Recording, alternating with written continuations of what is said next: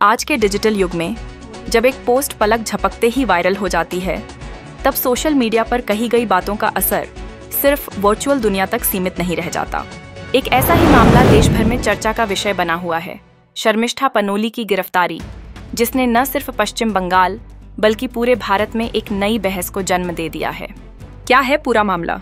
शर्मिष्ठा पनोली, जो कि पुणे की सिम्बायोसिस इंटरनेशनल यूनिवर्सिटी में लॉ की छात्रा हैं और मूलतः कोलकाता के आनंदपुर की निवासी हैं, सोशल मीडिया पर एक सक्रिय और प्रभावशाली चेहरा हैं।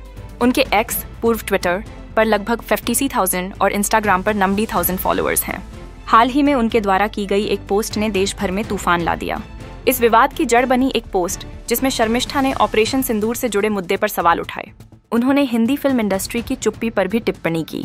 हालांकि इस पोस्ट के कुछ अंशों को धार्मिक उकसावे और सांप्रदायिक टकराव को बढ़ावा देने वाला माना गया। क्या सिर्फ पाकिस्तान विरोध की वजह से हुई गिरफ्तारी? सोशल मीडिया पर यह दावा किया गया कि शर्मिष्ठा को पाकिस्तान का विरोध करने के चलते गिरफ्तार किया गया है। कई यूजर्स ने इसे अभिव्यक्ति की आज़ादी पर हमला करार दिया, लेकिन इन सभी दावों को कोलकाता पुलिस ने झूठा, भ्रामक और शरारतपूर्ण बताया। कोलकाता पुलिस ने आधिकारिक बयान जारी कर कहा, शर्मिष्ठा पनोली को पाकिस्तान विरोध की वजह से नहीं, बल्कि धार्मिक आस्था का अपमान करने, अलग अलग समुदायों में नफरत फैलाने और सामाजिक शांति भंग करने के आरोप में गिरफ्तार किया गया है। गिरफ्तारी कैसे हुई? 15 मई 2025 को गार्डनरीज थाने में उनके खिलाफ शिकायत दर्ज की गई थी। इसके बाद पुलिस ने उनके कोलकाता स्थित निवास पर छापा मारा, लेकिन वहां वे मौजूद नहीं थीं। कई बार उन्हें BNS की धारा 35 के तहत नोटिस दिया गया, लेकिन वह अनुपस्थित रहीं। अंततः कोर्ट से गिरफ्तारी वारंट जारी हुआ और हरियाणा के गुरुग्राम से उन्हें कानूनी तरीके से गिरफ्तार किया गया। उन्हें पहले ट्रांजिट रिमांड में भेजा गया और फिर न्यायिक हिरासत में।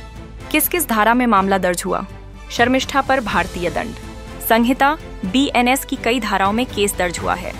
धारा 106 से 8, सार्वजनिक उपद्रव हेतु भाषण देना, धारा 299, दुर्भावनापूर्ण भावना से प्रेरित कार्य, धारा 352, उकसाने वाले कृत्य, धारा 393, सरकारी कार्य में बाधा, धारा 3, सांप्रदायिक घृणा फैलाने का आरोप। पुलिस का कहना है कि वीडियो में प्रयुक्त भाषा और अभिव्यक्तियां देश के नागरिकों के एक वर्ग की धार्मिक आस्था का अपमान करती हैं और इससे सांप्रदायिक वैमनस्य फैल सकता है। शर्मिष्ठा की माफी और सफाई। मामला तूल पकड़ते ही शर्मिष्ठा ने अपनी पोस्ट डिलीट कर दी और सार्वजनिक रूप से माफी मांगी। उन्होंने कहा, मैं सभी से बिना शर्त माफी मांगती हूँ। मेरे पोस्ट से यदि किसी को ठेस पहुंची है तो मुझे खेद है। यह मेरी निजी भावना थी। किसी को जानबूझकर आहत करना मेरा उद्देश्य नहीं था। आगे से मैं अपने सार्वजनिक पोस्ट को लेकर अधिक सतर्क रहूंगी। राजनीति की एंट्री। बीजेपी का स्टैंड मामले ने जब राजनीतिक रंग लिया तो बीजेपी सांसद कंगना रनौत ने भी इसका समर्थन किया। उन्होंने कहा, जब कोई व्यक्ति माफी मांग चुका है और पोस्ट हटा चुका है, तब भी उसे गिरफ्तार करना, प्रताड़ित करना और उसका करियर तबाह करना अस्वीकार्य है। यह न्याय नहीं, प्रतिशोध है। किसी भी लड़की के साथ ऐसा नहीं होना चाहिए। कोलकाता पुलिस की सफाई और स्टैंड। कोलकाता पुलिस ने एक्स ट्विटर पर पोस्ट कर स्पष्ट किया, यह कहना कि छात्रा को पाकिस्तान विरोध की वजह से गिरफ्तार किया गया पूरी तरह गलत है।